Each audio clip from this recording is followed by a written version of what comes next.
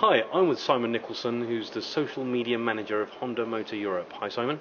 Hi. How are you today? Very good, thank you. Good.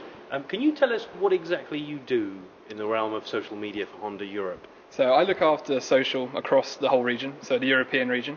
Okay. That's across bikes, power equipment, cars, all the Honda products you can imagine.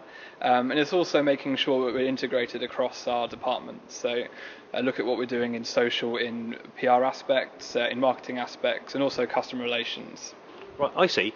And how does a brand as big as Honda cover the whole European market in terms of social media? I guess that would be a mix of central and local. So I think it's very important to have that local dynamic in your social media operations, because in reality, social media is really communication, and we're communicating with our customers, with prospects, with our fans.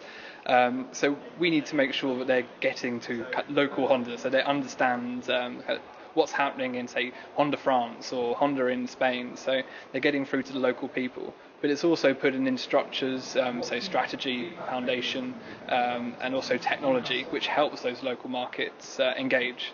So it's a mix between that localization and having that tailored local approach, but also having that central structure and strategy behind it. And would you say that having a large amount of followers is the most important indicative factor for good social media? I'd say having a large number of followers shows how good your brand value is, or how much you may have spent on advertising for your Facebook page. But in real terms, it's not the be all and end all for social. As I say, social media is really communications. So if we're communicating with people on customer service, then it doesn't really matter to them how many followers we have, as long as they have a great customer service at the end of the day. Absolutely. And other things such as, say, video reach or awareness. Again, you want to be hitting a large audience, but you want to be hitting the right people. So it's making sure that your communication is targeted. And a good way to look at it is how people were thinking about email lists before.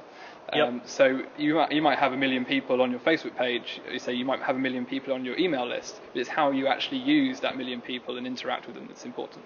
And just finally, before you leave us, could you just give us maybe top 3 tips to a businessman who's not used social media as to how they can maximise their time and effort? Because people do get lost in the world of social media, spend days on it and not actually achieve a great deal. Yeah, I think the first thing is know your company. So really understand what your company is about, who your customers are, what your products are, the strengths, and then think about social after that, because the core of it is your communication strategy and how you want to talk to your target audiences.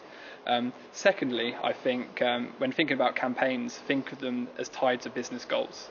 So make sure that if you are going to do something on, say, Facebook or Twitter, is it tied to that particular business goal? So is it raising awareness? Are you bringing more people into your shop or website? Are you making more conversions? So making sure when you think of social campaigns, think of campaigns by themselves. And you actually set some milestones that you can actually measure the success of the campaign. And that would be my third. Make sure you've got very clear objectives when you go and do a campaign in social. So it's all very good to kind of go along with the hype that we should all have a Facebook page, we all should have a Facebook tab. If this tab is going to cost you money to develop, what benefit are you going to get? So make sure that you can tie it to quantifiable goals at the end of it.